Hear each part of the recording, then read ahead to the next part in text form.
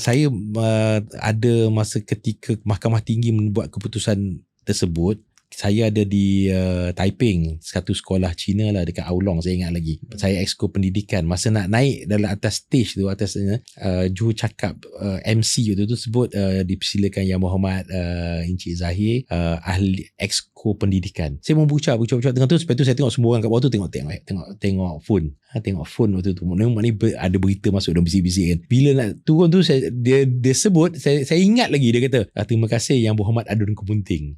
Saya exco-nya. Rupanya bila saya turun tu, masa tengah berucap di atas tu, Mahkamah Tinggi telah membuat keputusan bahawa kerajaan yang kita bentuk masa itu, Menteri Besar Sri Dr. Zambri itu, dia kata tak sah. Dia kata patah balik kepada saya ingat lagi.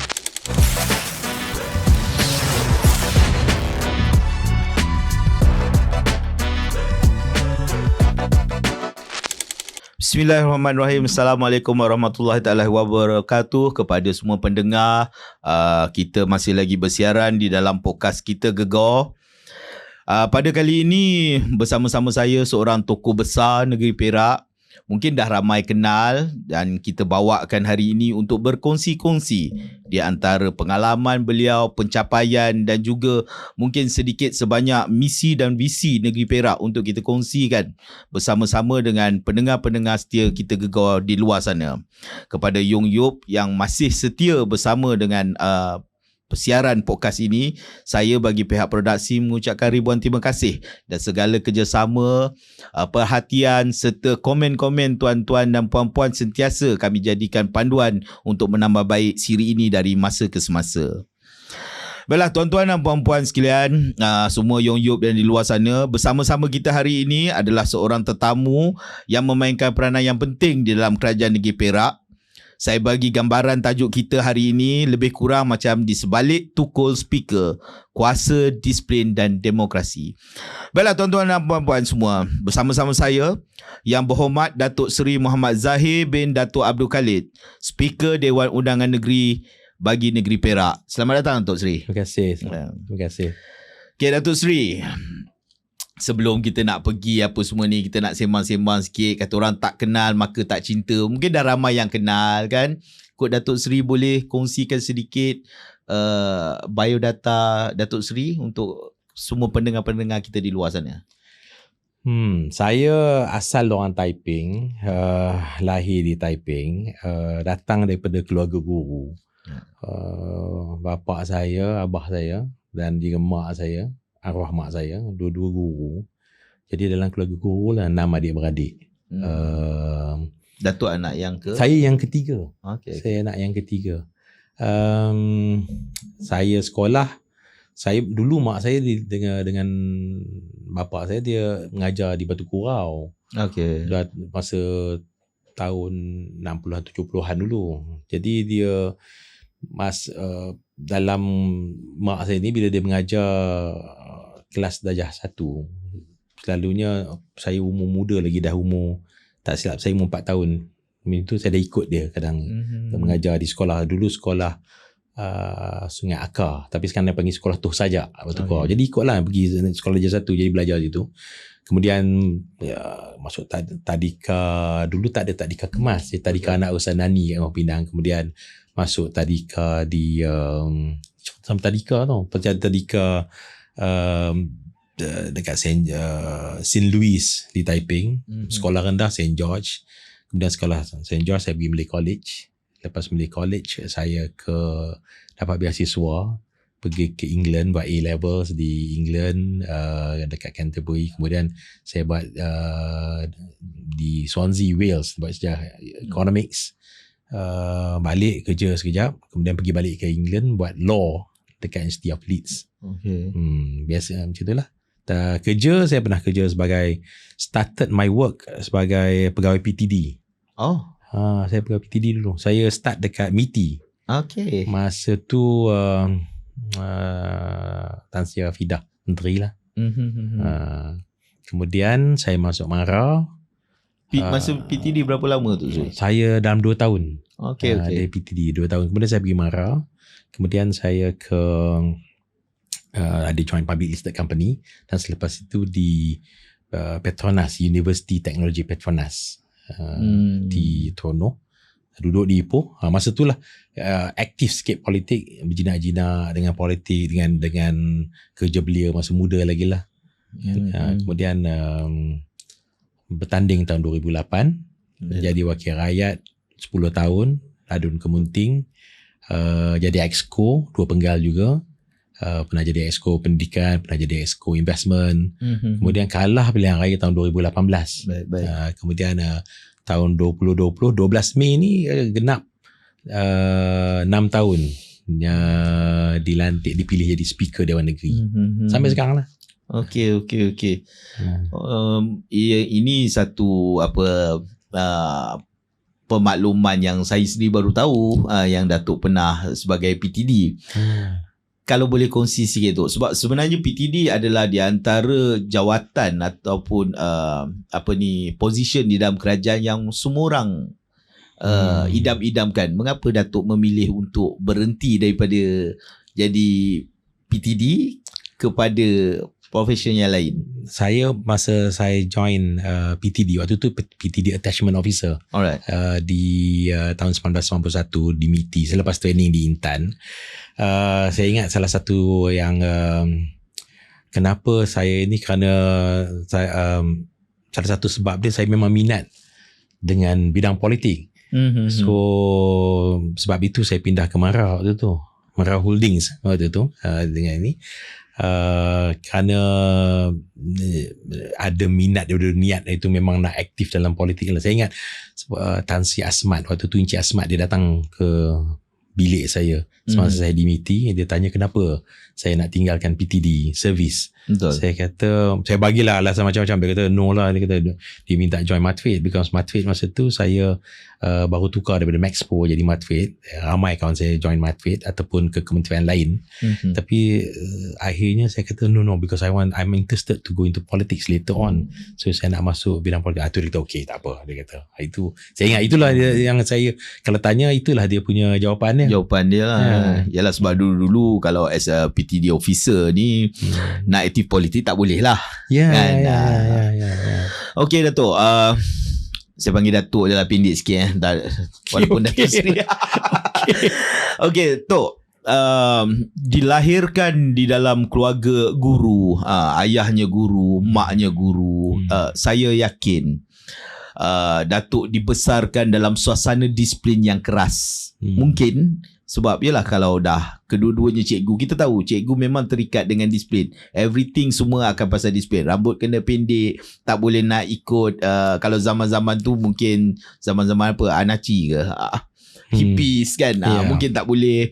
Jadi sekarang masa kecil dulu, adakah Datuk Seri melihat Datuk dibesarkan dalam suasana disiplin yang keras atau diberi kebebasan untuk berfikir sebagai orang, sebagai anak muda pada waktu itu? Saya masa dekat masa kecil, walaupun dalam keluarga guru, tapi kami duduk kampung. Di Kampung Pinang, Kampung Jana di Taiping. Saya dapat melalui suasana zaman yang sangat seronok lah. Dia bebas main macam budak kampung lah kita main kan. Dan duduk pun sekali dengan atuk, dengan opa dan sebagainya. Very enjoyable lah, suka. Dan abang pun ada 2 orang yang masa tu yang lebih besar daripada tu. So nak kata disiplin tu tak ada sangat. Tapi yang saya tahu, macam kalau arwah mak saya, dia selalu tekankan pentingnya pendidikan. Pentingnya pendidikan, belajar betul-betul dan sebagainya.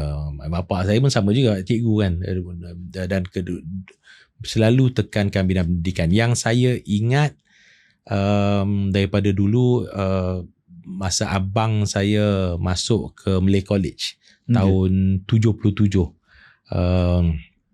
abang bapa saya, dia bawa masa satu kereta, naiklah berapa 6 orang adik-beradik sekali kan, duduk dalam satu kereta, hantar abang saya ke Kokangsa. Masa balik tu bapa saya, dia cakap lah, dia kata ni sekolah orang ternama. Dia kata kalau nak jadi orang sosok, nak jadi orang pandai-pandai, nak jadi orang hebat, kena masuk sekolah ni, kena belajar rajin-rajin. So perkara itu ditanam dalam jiwa lah. Itu satu yang saya ingat. Nombor duanya, walaupun dalam keluarga guru, tapi guru dulu mereka aktif politik dan politik UMNO lah, dan kan guru ni dia tulang belakang dulu dalam perjuangan dalam parti UMNO daripada dulu lagi. Yang seingat saya, salah satu kenangan masa kecil yang saya ingat, saya selalu sembang dengan bapa saya. Dia kadang dia keluar pergi buat dia aktivis UMNO juga, keluar buat kerja UMNO, balik nanti selalunya kalau dia ni, saya lah tukang pijak kaki dia, picit kaki kan, pijak kaki. Dan waktu tu masa bersembang lah, cerita pasal Tengku Abdul Rahman, cerita pasal Tun Razak. Masa tu datang minat dan sebagainya. Dan saya ingat lagi pada tahun 1976, masa itu kerana birthday saya 13 Januari, 14 Januari itu kalau tak silap saya, dia kalau dulu kita, sekarang ni kita take for granted selalu kalau kita nak makan sedap-sedap, sate ke, sate lah kan, yang ni kan dulu orang kalau makan sate tu a special occasion, kira dah mewah tu, memang special occasionnya.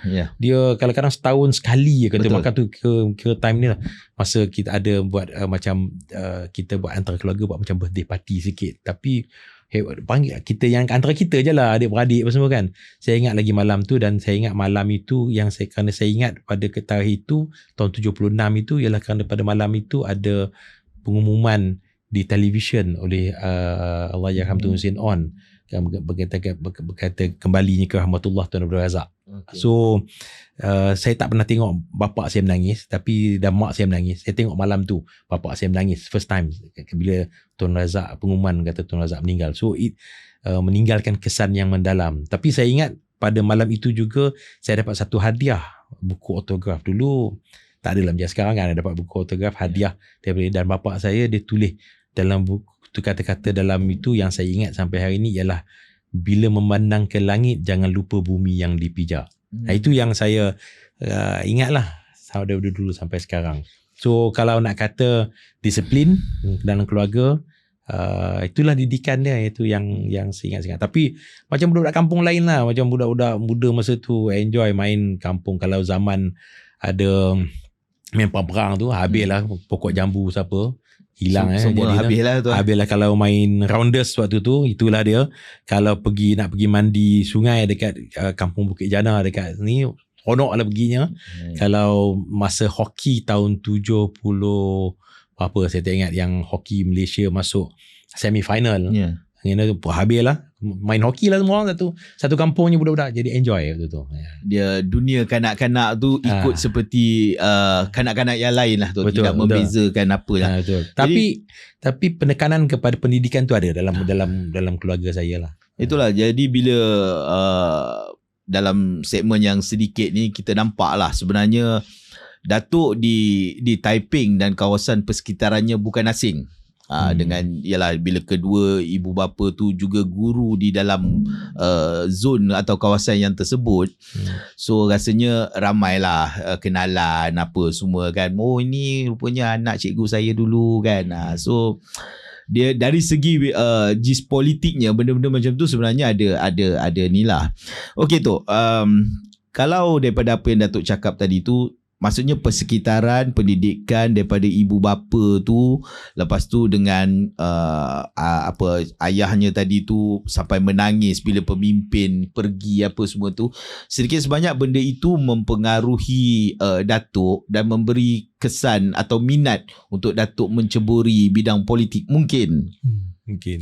Mungkin diorang yang menjadi pemangkin situasi-situasi tersebut lah. Atau adakah Datuk nak ulas macam mana sebenarnya minat untuk masuk politik tu boleh wujud? Sebab sebagai orang muda pada hari ini, nak tiba-tiba minat mungkin tak. Dia mungkin ada satu sebab yang menyebabkan rasa, oh aku nak masuk politik. Macam mana Datuk? Saya dalam keluarga ni kadang-kadang kita, atau ada dalam keluarga yang memang terbabit dengan politik ke apa, atau Datuk je? Bapa saya walaupun dia guru, tapi dia pernah jadi sesiasa politik kepada Menteri Besar. Dia pernah jadi ketua bahagian UMNO, dia pernah jadi adun kawasan kemuting, dia pernah jadi exco dan sebagainya. Jadi topik berkaitan dengan politik ini dan juga kerja-kerja politik lah. Aktivisme politik ni memang daripada dulu. Mak saya pun pernah jadi naib ketua wanita bahagian. Ibu dulu aktif kan. Dan salah satu, tapi politik orang dulu ialah politik khidmat, servis. Yang memang dulu, kalau saya ingat, kalau masa cuti kita dulu sekolah tak ada 3 penggal, ada sekolah cuti penggal. Jadi cuti penggal yang ketiga bila hujung tahun tu, saya ingat lagi arwah mak saya, dia selalunya dia akan kerana dia mengajar di Batu Kurau, sekolah Batu Kurau dengan mak bapak saya sekolah mengajar ke sekolah Kampung Perak. Selalunya dia orang aktivis politik, aktivis UMNO. Hujung tahun tu dia akan start, dia nak kawin basikal pusing kampung ke, atau pergi taman kawan-kawan dia dekat pekan sikit dekat Taiping. Dia akan kumpul, salah satu yang saya ingat dalam memory saya, dalam ingatan saya, dia kumpul uniform sekolah yang dah tak pakai, orang tak pakai. Uniform sekolah tak pakai. Kemudian dia akan bawa balik ke rumah, basuh. Saya lah tolong rendam sama dengan adik-beradik saya, tolong rendam, basuh. Kemudian selepas basuh, dulu mana ada washing machine, basuh, jemur. Banyak ni. Bila dah habis tu, iron baju kita, kanji. Dia pakai kanji tau. Kanji yang masak dalam tu lah. Kanji dah elok, lipat elok kan. Kemudian uniform yang boleh digunakan ni, kemudian bawa ke kampung-kampung. Bagi pada mak saya ni, dengan ni dia dah identify, dia ada team dia, ada gang dia, identify siapa yang untuk dipakai oleh tahun depan oleh ni. Jadi sampaikan macam hari ni, kalau kita tengok back to school, program back to school kan, pergi dah beli dekat pasar raya, e-concert ke apa benda semualah. Pasar raya kedai-kedai ni kan dah lawa kan. Dulu cari balik uniform lama-lama yang mungkin orang dah habis sekolah rendah, dia nak pergi, tak ada. Nak bagi, kalau ni bagi pada adik-adik kan, tak ada. Ataupun orang yang dah tak pakai uniform ni, ambil balik. Kadang butang terjabut, jahit balik, orang cari butang jahit, kemudian basuh, itu buat elok-elok, kanji elok, lipat elok, letak balut dengan brown paper. Ingat lagi brown paper. Kemudian hantar kepada keluarga-keluarga yang memerlukan lah. Ketan minyak. Ketan minyak. Ketan minyak.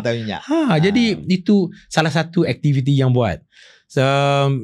Program yang saya ingat lah. Lepas tu mak saya ni, saya ingat dia tingkat macam saya kata, cuti 3 penggal. So dia hujung hari yang akhir sekali dalam penggal tu, arwah mak saya ni, dia suka, dia akan masak kurma ayam misalnya, kurma ayam atau kurma daging, satu periuk besar dengan nasi minyak, masuk dalam kereta dia masuk dalam kereta, pergi bawa ke sekolah, dia sekolah kampung kan. Habis tu dia akan bagi makan kepada anak dia. Sekali kalau masa saya sekolah dulu, saya ada peluang lah untuk ikut sekali kan. Kadang-kadang lepas tu tolong agihkan, saya lagi tolong agihkan masa bagian.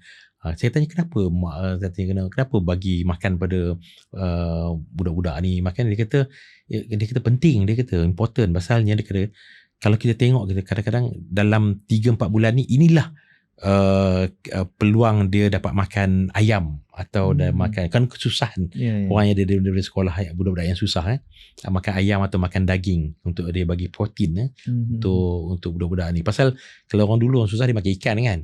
Sekarang ikan pun mahal tak? Betul. Makan mahal lagi daripada ayam kan. Dah ayam pun senang dapat, tapi dulu tak. So itu dia punya yang saya ingat lah. Ini tu dia kadang-kadang benda yang macam ini yang jarang-jarang kita kongsi, menunjukkan khidmat bakti ni, UMNO ni dia dah buat lama dah, daripada zaman Datuk Budak sampai sekarang Datuk Seri pun dah dewasa apa semua. Kata orang dah, saya rasa mungkin dah melangkaui 40 tahun macam tu dia punya jangka masa.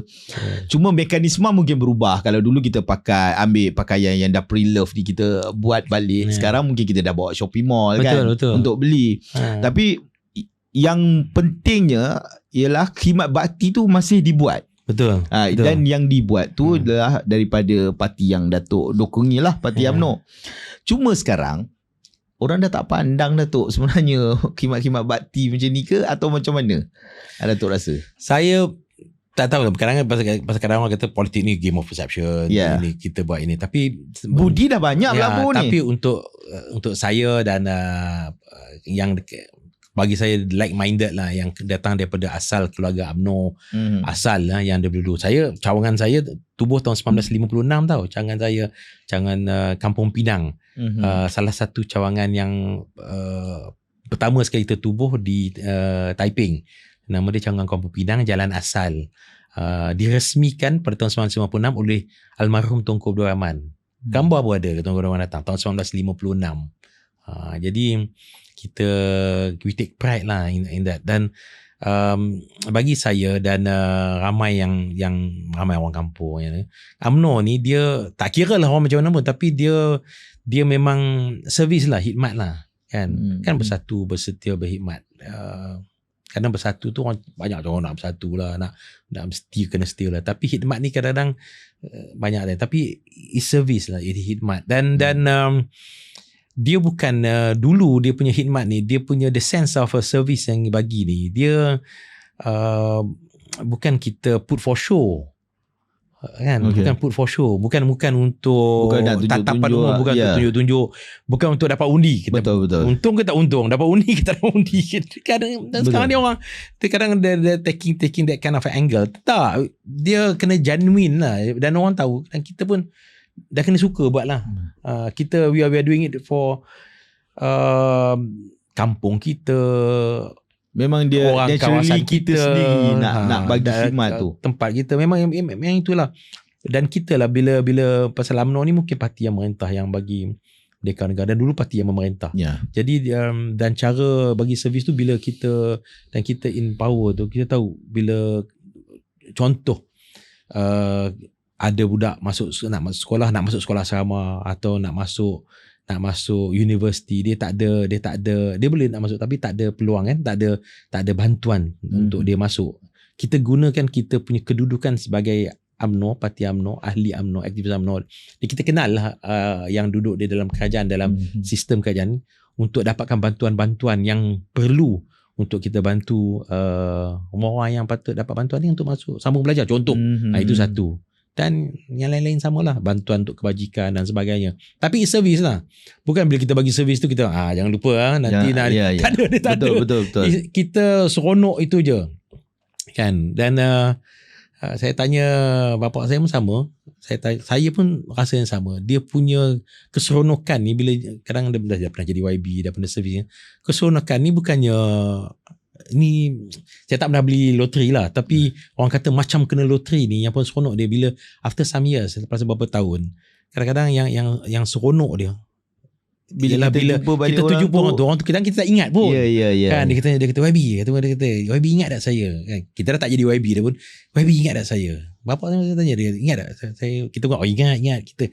Kalau kita tak ingat, kadang orang kan kita ingat kan, kita ingat tak dulu pernah saya nak masuk universiti atau saya nak masuk sekolah asrama ni, tak ada ni YB yang tolong saya tak cukup duit ni semua kan. Jadi dan sekarang kita dah mana? Saya dah habis belajar, saya dah kahwin, saya dah bekerja. Saya kata betul, kita terima kasih.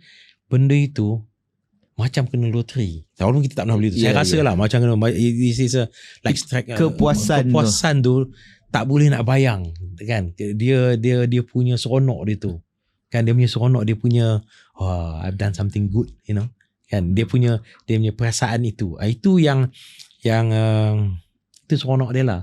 Sebab tu kadang-kadang hari ni kalau orang kata, kalau ada orang nak masuk politik kan, for the right reason, itu to do service and you must love this job. Kalau tidak, susah. Betul. Rugi. Kita buat benda lain. Betul. Kita buat bukan untuk diri kita kan. Okey tu, pernah jatuh, pernah naik dan jatuh di dalam politik. Jadi pada saya ialah Datuk pernah bertanding, pernah menang 2 kali, pernah juga bertanding dan tewas. So ini jatuh dan bangun di dalam politik lah saya rasa. Dan kadang-kadang bila kita menang, kita naik, itu adalah saat-saat gembira, saat-saat gemilang. Tapi di saat-saat kalah, itu juga adalah saat-saat duka kita lah. Jadi di mana Datuk dapat kekuatan atau kesabaran untuk mengharungi suka duka politik ni? Dia kadang-kadang bila naik tu okey tu, jatuh tu down teruk tu. Saya percaya pada satu perkara lah. I always believe in this lah. orang yang baik ni, orang yang elok ni, dan orang kita ada ni, kita ada tempat di mana-mana. Saya percaya pada satu inilah. Kan ada pepatah atau dia kata benih yang baik, benih yang baik jatuh ke laut menjadi pulau, dicampak ke darat menjadi gunung, dilontar ke langit menjadi bintang. Jadi kita, kalau if you're good, kalau kita percaya, kita niat kita baik, kita bagus, kita dah bina diri kita, kita jaga sahsiah kita jaga akhlak kita jaga bina keupayaan kita dari semua segi, dari segi ilmu kita, dari segi pengalaman kita, dari segi segala-galanya lah yang dan kita ada nilai tambah, ada benda positif, nilai tambah yang kita boleh sumbangkan, lebih daripada kita, something plus yang kita boleh sumbang kepada masyarakat, kepada kita. Jangan susah hati lah. Naik atau jatuh ni bukan dalam politik je, dalam kerjaya, dalam hidup, is part of and parcel of life. Mana ada pernah orang benda manis elok je kan, mesti ada naik turun dalam ni, bukan dalam politik, dalam semua lah. Itulah colours. Jadi, itu warna-warni kehidupan dia, the colours of life. Itu yang bagi seronok kan. Dia tak ada dull kan. Dalam dunia ni macam ada, bukan ada hitam putih kan, dia macam-macam, ada macam-macam colour. Tapi kalau kita percaya pada itu, dan kita percaya kita ni ada peranan kita masing-masing. Kalau macam kayu lah kan, kita nak jadi pegang untuk kapak pun boleh, nak ini kita nak buat jadi kayu untuk ni pun boleh, nak jadi sendal pintu, akhirnya jadi sendal pintu pun boleh.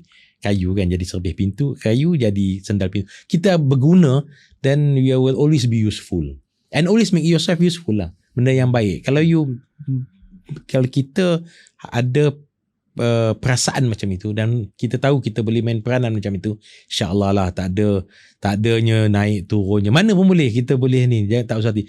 Kalau kenduri tu jadi penyambut tetamu pun boleh, jadi tukang basuh pinggan pun boleh. Saya masa muda-muda dulu, masa belia ada kan duduk. Sekarang tak ada dah, sekarang semua catering dulu. Tapi dulu kat kampung buat rewang, main buat gotong royong, dia kata kenduri gotong royong kan.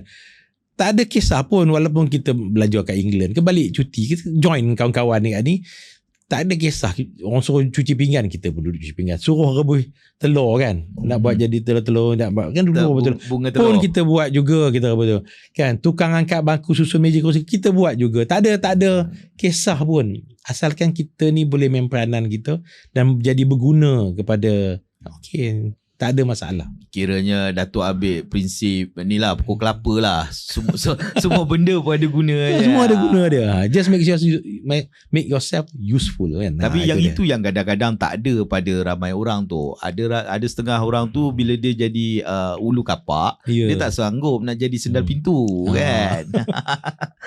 Okey Datuk, serba sedikit tentang latar belakang, pandangan zaman kanak-kanak telah Datuk kongsikan. So kita nak zoom in sikit kita punya sesi ni kepada topik-topik yang sedikit berat lah kan. Mungkin kita akan tanya tentang kepimpinan, tentang jawatan, tentang makna kuasa kan. Boleh ke Datuk kongsikan sikit? Sebab dewasa ini sebenarnya ramai orang dia kejar jawatan tau. Dia mengejar jawatan, nak jadi itu, nak jadi ini, tetapi tidak semua orang faham tanggungjawab kepada jawatan tersebut.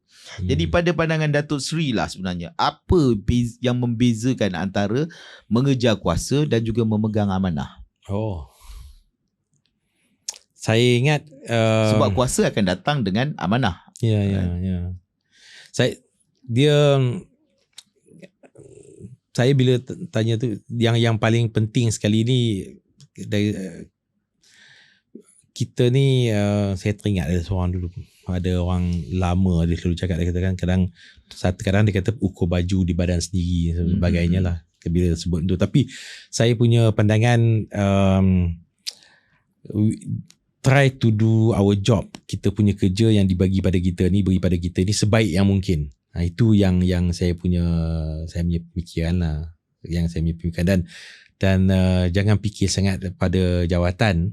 Sometimes it is important kena ni, tetapi selalunya yang penting sekali keupayaan kita dan kebolehan kita setelah kita bina semua keupayaan dan kebolehan ini untuk melaksanakan tugas dan tanggungjawab dan amanah kita yang dia bagi itu sebaik yang mungkin. Kalau kita buat itu, kita punya track record, kita punya apa yang dah kita buat dan kita persembahkan kan, dinilai oleh orang lain dan dinilai oleh mereka yang sepatutnya, itulah yang sepatutnya kita tengok yang kita boleh ini. Itu yang saya punya pandangan lah. Bukan jawatan sangat, tapi kebolehan macam saya kata tadi lah, kebolehan dan keupayaan kita dan menjadi memberi manfaat kepada satu-satu organisasi ke pada orang ramai lah. Betul lah tu. Jadi orang boleh nilai kita punya ni. Betul lah, tapi bila saya setuju dengan Datuk, kadang-kadang bila kita memegang amanah apa semua tu, tapi kita pun tahu kadang-kadang kita terikat dengan prinsip-prinsip sesebuah organisasi. Dan mungkin kadang-kadang untuk antara prinsip parti dengan prinsip diri kita untuk dapatkan titik temu tu mungkin ada pertembungan. Jadi Datuk, sepanjanglah Datuk dah terbabit dengan jatuh bangun politik ni, terbabit dengan pembentukan negeri, segala-galanya lah. Banyak, kalau siapa yang mengenali Datuk Seri akan tahu peranan Datuk Seri di sebalik pembentukan negeri Perak ni ada macam-macam. Jadi antara kenangan atau keputusan-keputusan sukar yang Datuk pernah hadapi dalam mengambil satu-satu keputusan, dia antara apa yang Datuk nak dengan prinsip parti, ada tak sebenarnya situasi-situasi sukar tersebut? Ada beberapa. Kalau dapat Datuk kongsi satu dua. Ketika saya kadang-kadang saya bersyukur lah, saya bila masuk dalam politik dan aktif dalam politik selepas tahun 2008 tu, dia 2008 tu kita kalah dulu tu kan. Kita kalah di negeri Perak. Kita kalah. Kita tak jadi kerajaan, kita jadi membangkang. Dulu saya dah kerja dekat Petronas kan, itu gaji pun okey, life pun stable.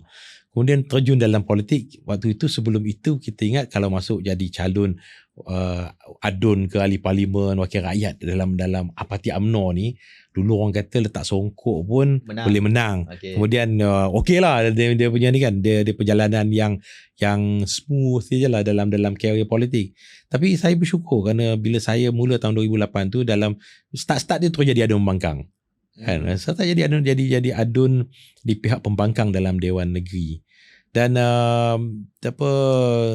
itu kita tak biasa kan kita lalui, tapi pengalaman itu mematangkan kita dan kita tengok balik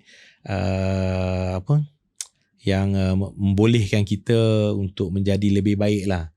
Sayang sekali soalan dia ialah ketika yang suka, ada beberapa perkara yang suka, yang kadang-kadang susah kita nak buat keputusan, tapi ianya itu pertentangan kita ambil pendirian tu. Satu yang saya ingat ialah ketika kita mengambil alih kerajaan pada tahun 2009.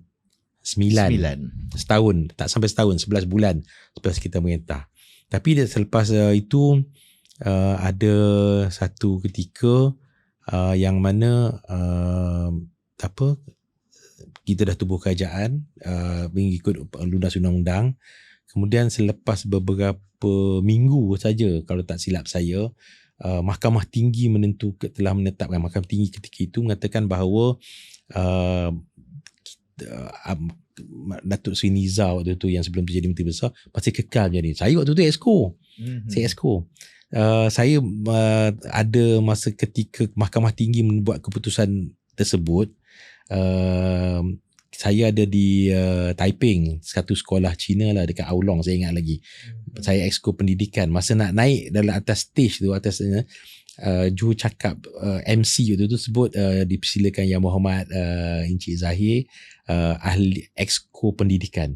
Saya mau buka tengah tu, lepas tu saya tengok semua orang kat bawah tu tengok phone. Tengok phone waktu tu. Maknanya ada berita masuk dan bisik-bisik kan. Bila nak turun tu dia sebut, saya ingat lagi dia kata, terima kasih Yang Berhormat Adun Kepunting. Saya Iskonya. Rupanya bila saya turun tu, masa tengah berucap di atas tu, Mahkamah Tinggi telah membuat keputusan bahawa kerajaan yang kita bentuk masa itu, Menteri Besar Sri Zat Zamri itu, dia kata tak sah. Dia kata patah balik kepada saya ingat lagi. Kerana ada sebab teknikal lah, kerana katanya mestilah dibuat pengesahan itu di dalam Dewan Negeri. Bila turun tu baru kita tahu, kita dengar. Tapi habis tu balik ke Ipoh dan sebagainya. Jadi bila balik ke Ipoh, salah satu yang adalah pertimbangan yang dikatakan bahawa keputusan Hakim Mahkamah Tinggi waktu itu, dia kata segala keputusan, walaupun yang kuasa melantik di bawah perlembagaan itu, Nong Tubuh itu sebenarnya melantik Menteri Besar itu ialah kuasa penuh Duli Yang Maha Mulia pada kursi Sultan Perak. Okay.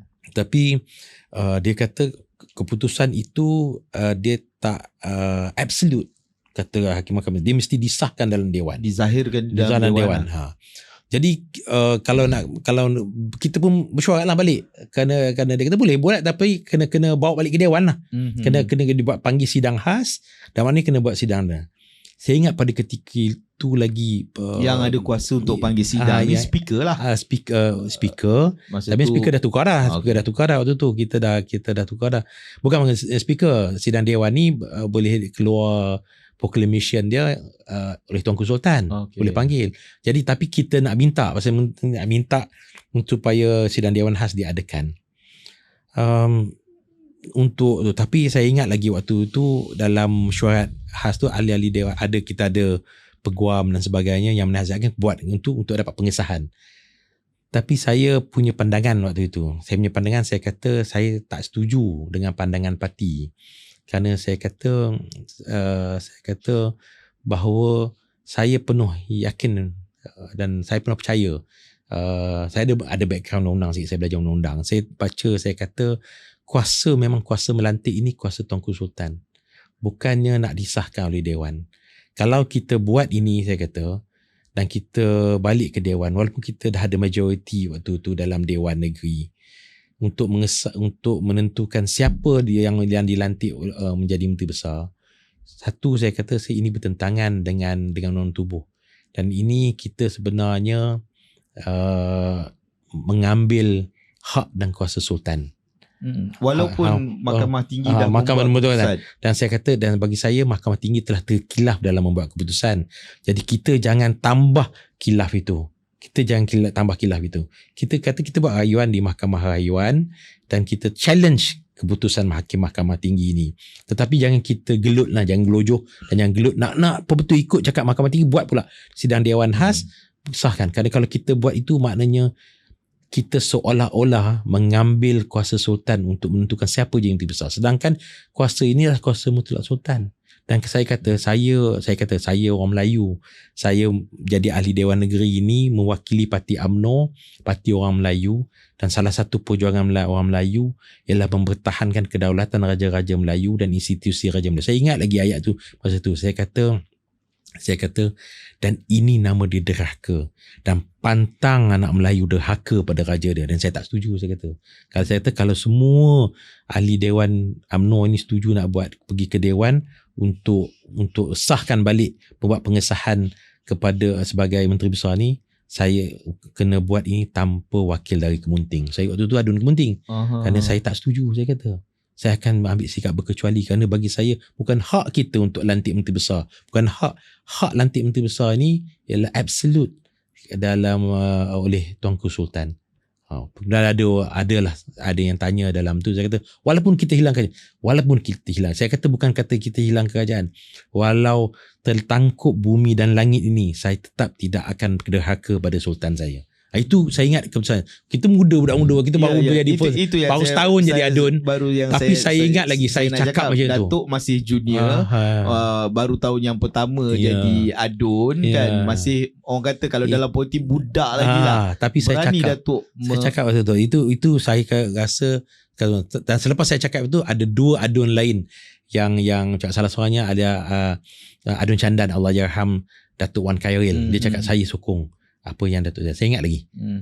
Yang itu keputusan yang sukar. Saya kata kalau ni juga saya tak boleh menyokong keputusan ini, saya kata. Tapi alhamdulillah selepas kita keluar dari mesyuarat itu, kita dah ada pasal kita mohon kepada Mahkamah Rayuan untuk stay of execution lah.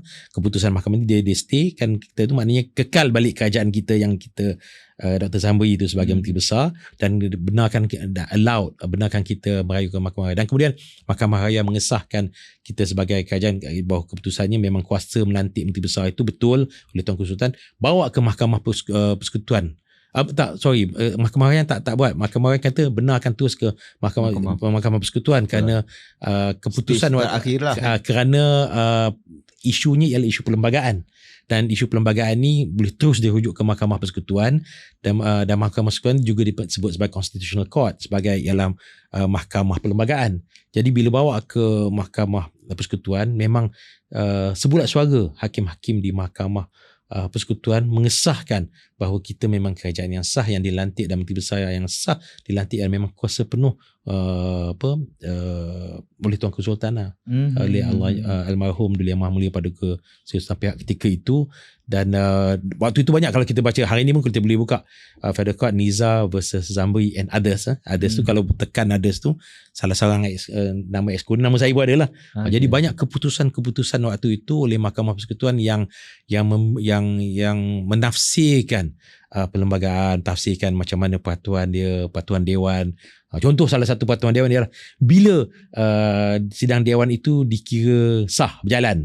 Bila kan? Adakah semasa menteri adakah semasa bentara bawa Cok Omar masuk ke? Semasa dia sebut ahli-ahli yang berhormat, tuan yang dipertua, masa itu ke Dewan bermula? Ataupun masa bila? Kerana kita penting nak tahu bila Dewan bermula, yang sahnya the proceeding dalam Dewan itu, dalam chamber itu bermula. Kerana kalau tidak, siapa masa itulah Menteri Besar ada kuasa dia, speaker bawah ada kuasa dia boleh kata jangan Menteri Besar duduk. Kalau tidak ada kata Menteri Besar duduk kan. Dia speaker tak ada kuasa lagi. Sebab masa bila masa itu disahkan baru dinyatakan di keputusan Mahkamah Persekutuan itu ialah persidangan Dewan bermula dalam Dewan tu apabila doa dibaca. Doa baca Bismillahirrahmanirrahim. Itulah kuasa tu dah barulah start proceeding tu.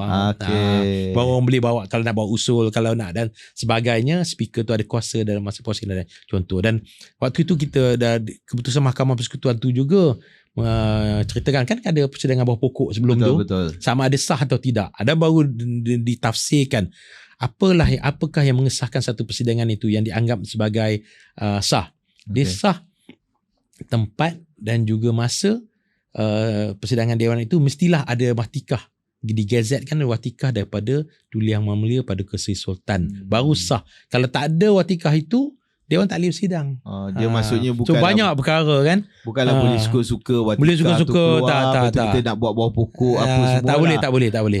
So saya rasa ini antara benda-benda pengetahuan baru lah, mungkin kepada pendengar-pendengar Yongyup dekat luar sana, dan juga mungkin kepada saya sendiri. Betul. Kan macam kalau kita nak buat sidang Dewan, contoh kalau kita nak buat sidang Dewan orang ramai, Dewan orang ramai Kampung Pinang misalnya, kita nak buat persidangan Dewan Negeri, bolehkah kita buat? Boleh kita buat, tetapi mesti watikah yang dikeluarkan oleh Tuanku Sultan besarkan. Boleh tak kita buat Dewan Persidangan Negeri itu lain daripada di Dewan Negeri ada, bangunan Dewan Negeri ada? Boleh.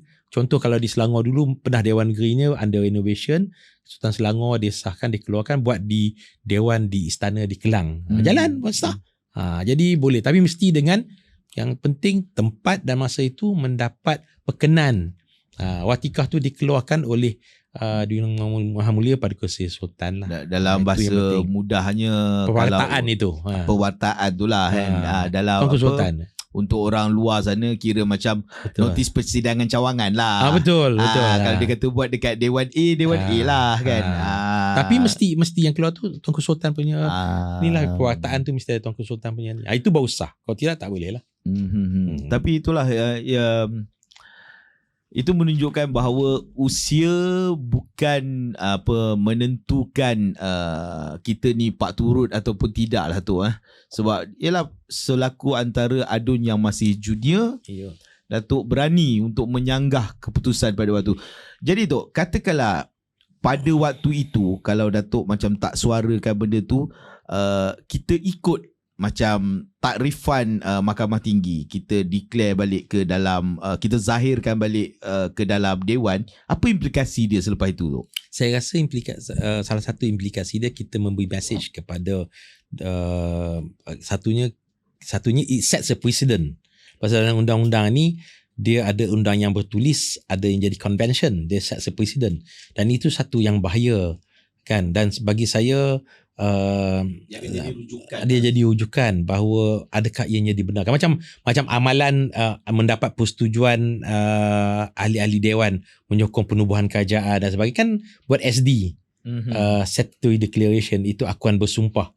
Itu satu amalan jadi convention hari ni, iaitu kalau ni betul lah buat SD, semua pun buat SD. Tetapi sebenarnya kalau kita tengok kes, macam saya kata rujuk kes Niza versus Zambri, yang kita tengok yang tu, Tuanku Sultan mempunyai kuasa untuk menentukan siapa jadi Menteri Bersatu sekiranya di dalam pemikiran baginda. Dia percaya bahawa orang yang nak dilantik itu mempunyai sokongan majoriti di dalam Dewan. Dalam tu. So apa yang macam mana itu, iaitu itu kepada discretion tuanku. Contoh, saya bagi contoh, tapi kalau boleh tuanku je, kalau kata okey, dia kata siapa yang sokong angkat tangan, tak payah SD pun. Okay. Dan tuanku personally confident, dia ada punya keyakinan dalam tuanku sendiri dalam pemilihan ni, bahawa ada cukup sokongan untuk si Polan ini menjadi boleh dia melantik, tak payah SD pun. Tetapi macam SD tu dia menjadi sekarang ni dah jadi satu convention apabila pada ketika itu pada tahun 2009 digunakan SD. Hari ni semua pakai SD kan. Jadi sebenarnya itu dah jadi macam satu amalan convention. Jadi satu, kalau ikut sebenar-benarnya, kalau tuanku berpuas hati, dia dah kira sorang-sorang, dia rasa dah boleh dah. Okay. Jadi itu je. Tapi pada 2009 tu dia bukan saja SD, tapi almarhum tuanku tu dia dengan penuh kebijaksanaannya, dia interview seorang-seorang, kan? Tanya seorang-seorang personally secara peribadi, tahu memang ada keyakinan, tapi memadai dalam pemikiran tuanku. Kalau tengok dalam kes-kes lain yang berlaku di Terengganu, yang berlaku di Perlis, yang berlaku di, sebenarnya itu ialah hak mutlak tuanku lah, absolute discussion di dalam pemikiran dia, dan itu dia punya. Jadi kalau hari tu yang saya kata keputusan yang sukar itu, menjanggah tu, kalau kita buat, kita set a precedent. Itu yang pertama. Yang kedua, bagi saya lah, terang-terang lah, kita ni kita langgar titah lah. Dan sebagai kita parti UMNO, kita menjunjung institusi diraja. Kita junjung institusi diraja. Kita daripada semenjak merdeka, kita memang junjung institusi diraja. Dan cara kita ni, sebab cara negara kita, cara negeri kita, bagaimana UMNO dia mentadbir. Sebab tu cantik je kita ni kan, pasal kita ni negara yang berbilang bangsa, berbilang agama, dan dalam satu bangsa, satu komuniti, macam-macam komuniti ada, macam-macam pemikiran ada, rencam dia punya ni, dia pelbagai, dia tak ada, bukan satu color saja, bukan semuanya pemikiran yang sama, tetapi kerana keupayaan UMNO tu sendiri, dia mentadbir dan menjaga kepentingan semua orang. Tanpa meminggirkan orang yang tak sokong dia pun, kelompok yang tak sokong dia pun dia jaga. Betul tak kan? Kelompok yang tak sokong dia pun tak jaga. Dia jaga. Dia tak ada pinggirkan. Tak sokong tak ada. Kita boleh tengok anak-anak dia kata walaupun kita tahu ini bukan penyokong UMNO dia, anak dia dapat scholarship untuk Samuel, dapat tak kerja dapat juga masuk sekolah Samuel, dapat juga pergi universiti, dapat bantuan-bantuan, dapat. Dia tak ada pinggirkan. Dia terus macam itu juga. Itulah yang kita ada. Itulah tradisi UMNO daripada dulu. Itu sebab tu sayang parti ni. Kalau orang kata ni parti keramat. Keramat dia bukan pasalnya dia ni sangat, tapi kerana tradisi yang dia pegang itu, tradisi dia jaga rakyat, tradisi jaga negara, jaga negeri, yang berbilang bangsa, bilang agama, yang macam-macam perangai ni lah. Yang macam-macam hair ni. Bukan senang nak jaga kan. Betul. Tapi itu yang special dia. Baik, Datuk Seri. Sekarang kita tahu Datuk Seri sudah 6 tahun ya. 12 Mei ni akan 12 Mei ni akan capai 6 tahun berfungsi sebagai speaker kepada Dewan Undangan Negeri Perak lah. Jadi Datuk Seri, kadang-kadang sebenarnya ramai kita yang di luar ni, kita tak tahu pun sebenarnya fungsi ataupun peranan speaker tu. Jadi kalaulah Datuk Seri dapat kongsikan dulu sedikit speaker ni sebenarnya apa tu Sri? Speaker ni dia bukan sekadar mempengerusikan persidangan dewan. Tapi speaker ni juga dia, sebab kadang-kadang tu Sri, kalau dalam mana-mana majlis, speaker ni disebut dulu sebelum Menteri Besar. Menteri Besar dulu. Ya ke? Protokolnya Menteri Besar dulu. Lepas Menteri Besar baru speaker kan. Dia maksudnya dia mendahului daripada exco yang lain kan. Jadi itu yang kita nak tahu tu. Pasal kita ada separation of powers. Kita ada pemisahan kuasa dalam sistem demokrasi negara itu, iaitu legislatif, judiciary dan juga eksekutif ya. Jadi dari segi kerajaan yang selepas pilihan raya, tubuh kerajaan eksekutif lah, itu Menteri Besar atau Perdana Menteri. Menteri Besar lah dalam konteks negeri Perak. Eksekutifnya dengan MMK, Pentadbir Negeri, kalau sebut dalam undang-undang tubuh kita dia sebut Pentadbir Negeri. Itu MMK lah, Exco yang kita sebut orang ahli Exco tu. Speaker ni dia kalau di pihak legislatif dia lah yang mengetahuinya, legislatif. Dia pasal dia bukan saja dia mempengerusikan mesyuarat, bukan jadi pengurusi mesyuarat je, tapi dimastikan semua agenda-agenda aturan urusan mesyuarat, semua perkara yang nak dibawa oleh kerajaan yang memerlukan kelulusan daripada Dewan Punca Kuasa kepada banyak enactment dan sebagainya, undang-undang dan juga dasar-dasar yang nak dibuat, yang dibawa ke dalam, yang diperlukan untuk dibawa mengikut undang-undangnya dalam Dewan itu berjalan dengan baik dan ni. Dan juga pastikan bahawa semua ahli-ahli Dewan yang hendak menyampaikan hasrat dan juga pandangan tu didengari dia punya tu pandangan dan mengikut tertib dan adab yang ada lah.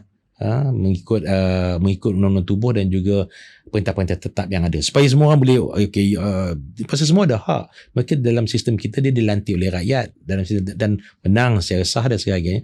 Jadi kita nak pastikan bahawa semua orang tu dia boleh sampaikan dia punya pandangan dia, idea dia, hasrat dia, hujah dia dengan cara yang betul lah.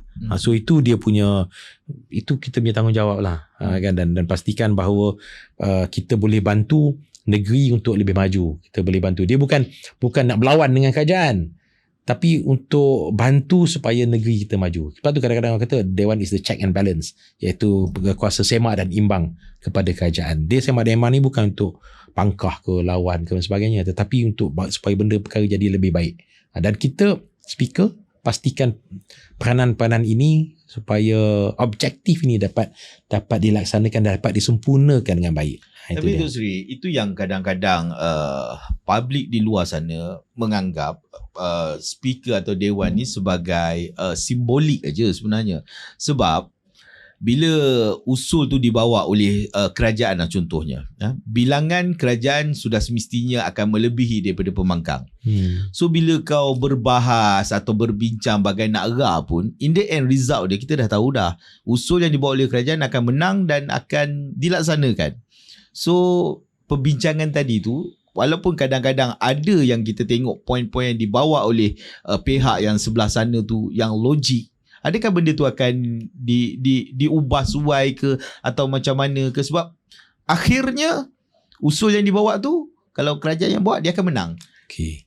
Dia kadang-kadang ada salah tanggapan bahawa akhirnya kita diundi tu macam tu je. Dia bukan, sebenarnya apabila satu-satu usul itu dibawa atau satu-satu perkara, satu-satu enactment tu dibawa dalam Dewan Negeri ni, dia bukan bermula dalam Dewan itu. Dia bermula lama sebelum itu.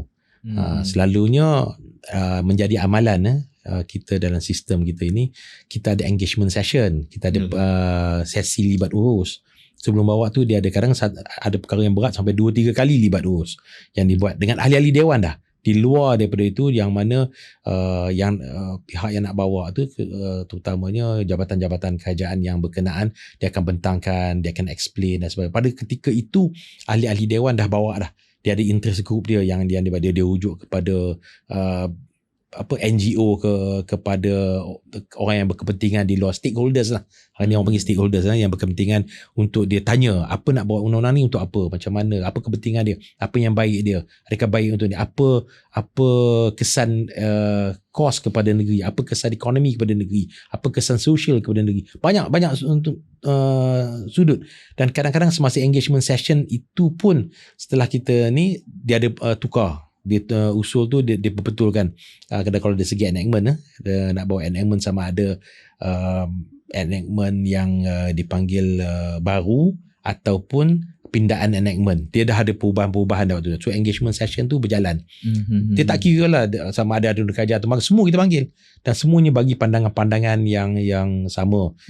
Jadi itu satu. Kemudian apabila masuk ke dalam dewan tu, untuk daripada segi undang-undang dan peraturan ni, dia bukan pada peringkat dewan, tapi dia ada peringkat jawatan kuasa. Masa peringkat jawatan kuasa pergi fasal ke sefasal itu pun pernah berlaku. Saya punya pengalaman sepasal kalau nak sebagai adun, sebagai exco, sebagai speaker ni dah dekat masuk 20 tahun, 2028 ni 20 tahun lah dengan Dewan Negeri. Hampir 20 tahun dah. Jadi saya pun ada, walaupun usul itu enactment tu dah lepas engagement session libat urus, dah lepas beberapa kali, dah lepas peringkat dewan. Bila peringkat jawatan kuasa tu, kita ada juga adun yang ahli-ahli dewan yang bawa. Kan sekarang ahli-ahli dewan ramai pandai-pandai tau. Dia tak macam dulu saya ingat ni bapak saya pernah jadi wakil rakyat. Dia kata dulu kami cikgu, kita pentadbiran kami pandai, tapi bab ekonomi ke bab teknologi ke, tapi tak macam sekarang adun-adun. Kalau kita kumpulkan adun-adun yang bukan exco ni, yang jadi lawyer, yang jadi engineer, yang jadi accountant, macam-macam latar belakang, yang belum lagi dia ada research team, yang ahli pertanian, yang macam-macam, IT, yang jadi tok guru, kumpul 200 tahun pengalamannya. Kalau kita kumpul yang ada sekarang, yang bukan, yang tak jadi exco, yang tak duduk dalam kerajaan ni kan, yang exco backbencher ataupun pembangkang. So dia lain. So pengalaman dia banyak. So banyak dia input yang dia boleh bagi. Kadang di peringkat jawatan kuasa pun akan ada pindahan, ada kelompongan. Yalah, kita manusia kadang tak nampak benda tu kan, dari angle atau sudut-sudut yang tertentu. So berubah. Tak semestinya kadang-kadang lulus. Ada saya punya pengalaman lah, enactment yang dah dibawa sampai bacaan kali kedua tu, kita break, kita sedar, kerajaan sedar bahawa enactment ni ada banyak kelompongan dia, ada cacatnya, dan perlu dilihat semula. Tarik balik. Tarik balik. Di peringkat Dewan Rakyat pun ada yang baru ni urban URA kan. Ya, URA. Yang itu pun sama juga di Dewan Negeri. Pernah jadi, tarik balik, tengok balik, kemaskan balik, libat urus lagi, baru bawa lagi sekali. Pernah ada. Jadi dia bukan straightforward. Sebab tu penting kita ni, dia punya proses tu dia penting. Kadang-kadang orang tu, baca sampai banyak kali, bacaan kali pertama, bacaan kali kedua, bacaan kali ketiga, kemudian bawa ke jawatan kuasa fasal ke sefasal. Kadang-kadang kita tak nampak, walaupun pakar kadang engage. Saya tahu jabatan-jabatan pun atau agensi-agensi kerajaan, dia bukan setakat daripada yang pakai undang-undang ataupun yang teknologi daripada dalam. Kadang dia engage consultant daripada luar pun untuk bawa undang-undang tu. Pun kadang-kadang ada terlepas pandang dan ada kelompongan. Jadi tak boleh kata is straightforward bawa lepas dia, tak. So itulah yang kata orang perkongsian Datuk itu, kita berharap pendengar-pendengar podcast ni kat luar sana boleh sebar luaskan bahawa tak semestinya apa yang dibawa oleh kerajaan tu kita akan terima bulat-bulat. Sebab dia proses itu sebenarnya akan mematangkan benda-benda yang kita nak bawa tadilah Datuk. Baik Datuk Seri, sebagai speaker, bagaimana Datuk Seri kontrol dewan tu supaya kadang-kadang kita ada sebuah kerajaan yang kuat dan pada masa sama kita juga ada di sebelah pembangkangnya juga hebat. Jadi bila yang kuat dan hebat ini bertelagah di dalam nak bagi nampak adil kedua-dua. Sebab speaker ni sebenarnya dia bukan menyebelahi mana-mana. Kan, dia perlu bebas dan berkecuali. Betul kan saya kalau silap lah Datuk Seri ya? Jadi untuk balancekan dua-dua ni macam mana? Untuk mengelakkan dia orang bertumbuk lah dalam tu. Pernah bertumbuk Datuk Seri? Kita Dewan Negeri pernah bertumbuk tahun 2000. Ya. Berbahasa itulah kan. Dia macam ni. Saya bila jadi speaker, saya bila sebagai speaker ni kita kena faham satu benda, bahawa ahli-ahli dewan, macam saya kata tadi, ahli dewan ni dipilih, ada mandat dia diberi oleh rakyat. So kita kena bagi peluang kepada dia, tak kira belah kerajaan atau belah pembangkang parti, untuk dia menyatakan hasad dia dan pandangan dia dan hujah dia, seperti mana mengikut peraturan lah yang ada dalam standing order, yang ada dalam undang-undang tubuh, untuk dia sampaikan hasadnya. Kita kena hormat hak dia ni. Jadi sebaik mungkin kita kena bagi peluang lah dia punya, untuk dia bercakap. Sebab tu kadang-kadang memanglah kadang-kadang panas sikit, tapi kadang-kadang tu saya punya pandangan ni kadang-kadang hujah tu nampak berapi-rapi, dia panas dia. Kerana hujah berapi dan hujah tak berapi ni dia tengok style masing-masing. Betul. Tiap-tiap orang ni tak sama. Tak semua orang boleh jadi Soekarno cakap, atau ini kan cakap hebat. Tak semua orang boleh jadi macam Tun Dr. Mahathir cakap cara dia macam ni. Tak semua orang boleh jadi macam PMX yang cakap. Kena style dia berbeza-beza. Kita dulu pernah ada yang orang seni yang jadi adun. So dia banyak berpantun, bersyair dan sebagainya. Itu style dia untuk sampaikan hujah. So berbeza-beza. Tapi kita kena benarkan mereka untuk sampaikan hujah mereka, asalkan dia tidak menyalahi peraturan. Saya punya pandangan macam tu lah. Kadang-kadang kalau dia berbalah dalam tu, kita bagi peluang dia untuk cakap, untuk dia keluarkan dia punya pandangan lah. Tapi kalau dah sampai ia mengganggu, dia melanggar peraturan dewan, yang keduanya dia mengganggu urusan kita supaya urusan tak dapat dijalankan dengan baik, kita kena, itu kita tahan lah, kita tak boleh lah. Kita kena hormat lah, tak kira daripada ni, sama ada ni daripada kerajaan ataupun walaupun kadang-kadang cakapnya pedih. Kadang-kadang orang kan pedih.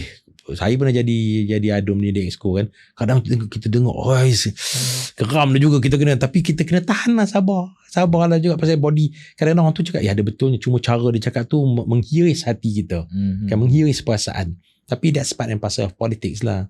Kadang-kadang kita cakap seronok hentam orang kan, kita menghiris hati orang, kita seronok lah, kita boleh kita boleh, kita suka. Tapi kalau orang lain buat, walaupun dia daripada parti yang berbeza, yang kita kena tahan lah, itu ketahanan dia, kita kena, itu yang bagus.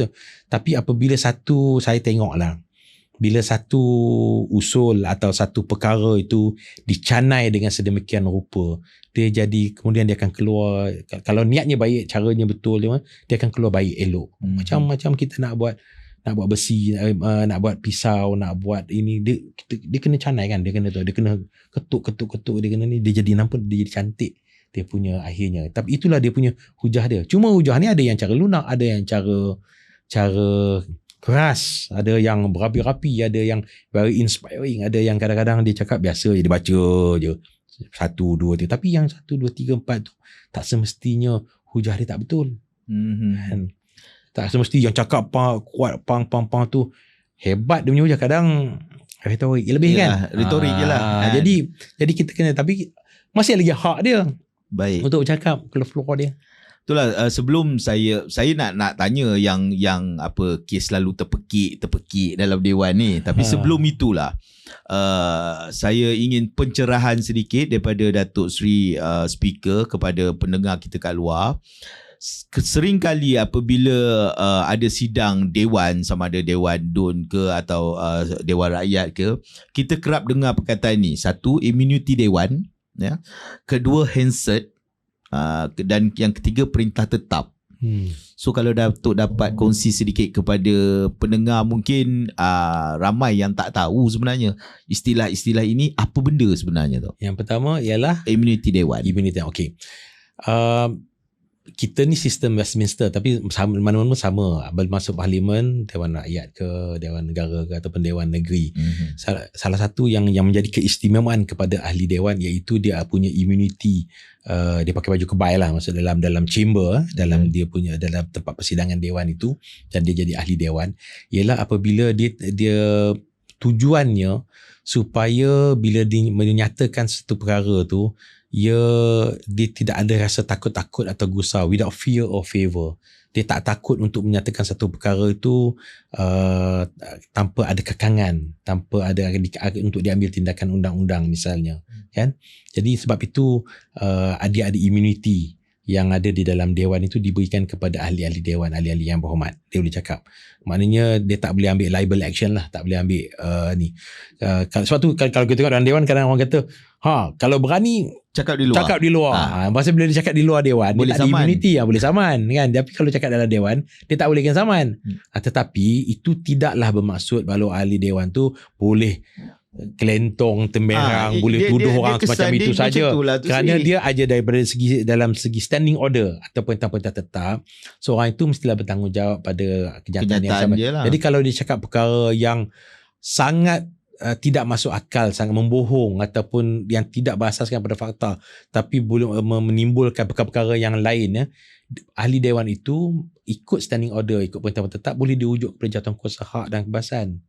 Dia datang, dia menyebut perkara-perkara yang berbau perkauman, yang menimbulkan rasa keresahan, sakit hati antara ni, boleh dirujuk pada Jawatankuasa Hak dan Kebasan.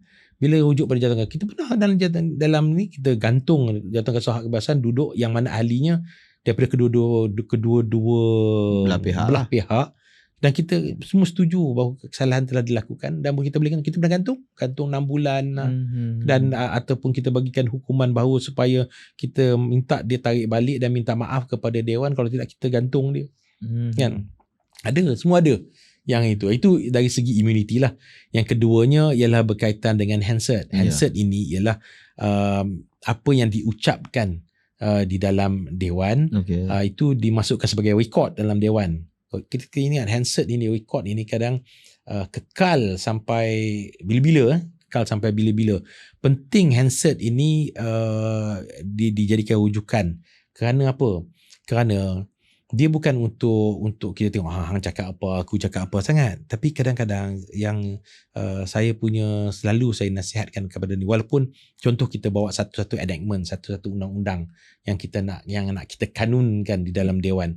Kadang-kadang enactment itu disebabkan oleh keadaan semasa pada ketika ini, dan cara kaedah kita nak kita letak dalam aktanya, dalam enactmentnya, blue bill tu disebut cara sedemikian rupa, tetapi semangatnya, sebabnya dan hujahnya itu tak ada dalam enactment tu.